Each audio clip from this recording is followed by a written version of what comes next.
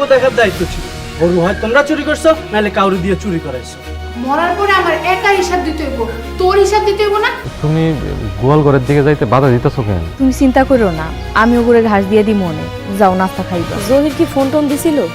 গরু কি বেচছে? আসসালামু আলাইকুম বন্ধুরা, কেমন আছেন সবাই? আশা করি সবাই ভালো আছেন। সত্যের মৃত্যু নেই নাটকের ৩১ নম্বর পর্বটি তো আপনারা সবাই দেখে ফেলেছেন, কিন্তু এরপর কি হতে চলেছে? ৩২ নম্বর পর্বে কি গল্পের মোড় ঘুরে যাবে? আর এই ৩২ নম্বর পর্বটি ঠিক কবে, কখন রিলিজ হবে, সবকিছুই জানাবো আজকের এই ভিডিওতে। তাই না টেনে শেষ পর্যন্ত সাথেই থাকুন। ভিডিওটি শুরু করার আগে ছোট একটি অনুরোধ, আমাদের এই চ্যানেলটি এখনই সাবস্ক্রাইব করে বেল আইকনটি বাজিয়ে দিন, যাতে আপনার প্রিয় নাটকের কোনো আপডেট মিস না হয়। বন্ধুরা, ৩১ নম্বর পর্বতে আমরা দেখলাম যে গল্পের শুরুতেই এক চরম উত্তেজনাপূর্ণ আর রহস্যময় পরিস্থিতির সৃষ্টি হয়েছে, যেখানে দেখা যায় সালাউদ্দিন নামের এক ব্যক্তির বিরুদ্ধে অত্যন্ত গুরুতর একটি অভিযোগ তোলা হয়েছে। আশিয়ার বাবা দাবি করছেন সালাউদ্দিন নাকি তার মেয়ের ইজ্জতে হাত দিয়েছে।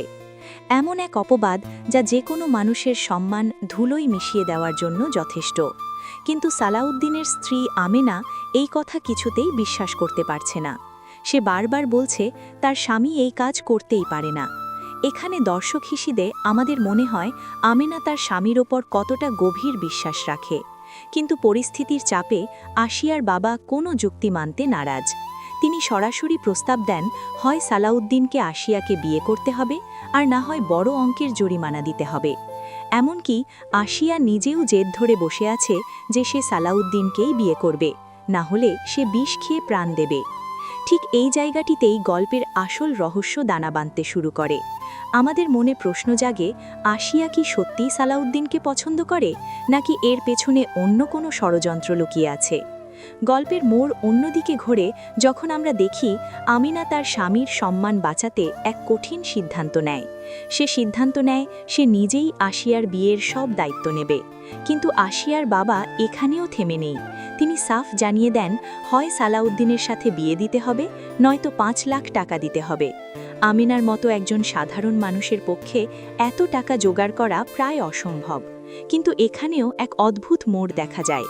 ঠিক যখন আমেনা তার স্বামীকে বাঁচাতে লড়ছে, তখনই আমরা অন্য এক দৃশ্যে দেখি সালাউদ্দিনের পরিবারের ভেতরই অন্য এক চক্রান্ত চলছে। বাড়ির গরুগুলো হঠাৎ করেই উধাও হয়ে গেছে। এখানে দর্শক হিসেবে আমাদের সন্দেহ আরও ঘনীভূত হয় যখন আমরা দেখি শাহানা আর তার স্বামী জহির অত্যন্ত রহস্যময় আচরণ করছে। তারা চোরের মতো গরুগুলো পাচার করে দেওয়ার কথা বলছে। আমাদের মনে হয় এই পরিবারের মধ্যেই শত্রু লুকিয়ে আছে, যারা আমেনা আর সালাউদ্দিনকে বিপদে ফেলতে চায়। এদিকে আশিয়ার বাবা হুমকি দিচ্ছেন যে টাকা না পেলে তিনি সালাউদ্দিন আর তার ভাইকে পুলিশের হাতে তুলে দেবেন। আমেনা নিরুপায় হয়ে মাত্র ২ ঘন্টা সময় চেয়ে নেয় টাকা জোগাড় করার জন্য। তার চোখের জল আর আকুতি দেখে আমাদের সবারই খুব খারাপ লাগে। তবে গল্পের আসল প্রশ্নটা এখানে উঠে আসে, আমেনা কি পারবে এত অল্প সময় এতগুলো টাকা জোগাড় করতে, নাকি সালাউদ্দিনকে শেষ পর্যন্ত আশিয়ার সাথে বিয়ে দিতেই হবে? আমরা দেখি আমেনা তার জমানো সব টাকা নিয়ে হাজির হয়। সে তার জীবনের সবটুকু সঞ্চয় দিয়ে তার স্বামীকে মুক্ত করতে চায়। এই দৃশ্যটি আমাদের মনে করিয়ে দেয় যে স্বার্থের এই পৃথিবীতে আজও নিঃস্বার্থ ভালোবাসা বেঁচে আছে। আমিনা যখন টাকাগুলো আশিয়ার বাবার হাতে তুলে দেয়, তখন তার চোখে ছিল স্বামীর প্রতি অগাধ মমতা আর নিজের সব হারানোর এক দীর্ঘশ্বাস। কিন্তু এখানেই কি সব সমস্যার সমাধান হয়ে গেল? একদমই নয়, বরং এখান থেকেই এক নতুন বিপদের শুরু। আমরা দেখি আমিনা যখন তার স্বামীকে নিয়ে বাড়ির দিকে রওনা হচ্ছে, ওদিকে বাড়িতে অন্য এক নাটক সাজানো হচ্ছে। পরিবারের কিছু অসাধু সদস্য পরিকল্পনা করছে যে গরু চুরির সমস্ত দোষ তারা আমেনা আর সালাউদ্দিনের ওপর চাপিয়ে দেবে। তারা চাচ্ছে সালাউদ্দিন যখন বাড়ি ফিরবে তখন যেন তাকে চোর হিসেবে সাব্যস্ত করা যায়। এমনকি পুলিশ ডাকারও ভয় দেখাচ্ছে। এখানে আমাদের মনে হয় আমেনা তার স্বামীকে এক বিপদ থেকে উদ্ধার করলেও বাড়ির ভেতরে তার জন্য আরও বড় এক ফাঁদ পেতে রাখা হয়েছে। সালাউদ্দিনের মানসিক অবস্থা এই মুহূর্তে একদমই স্বাভাবিক নেই।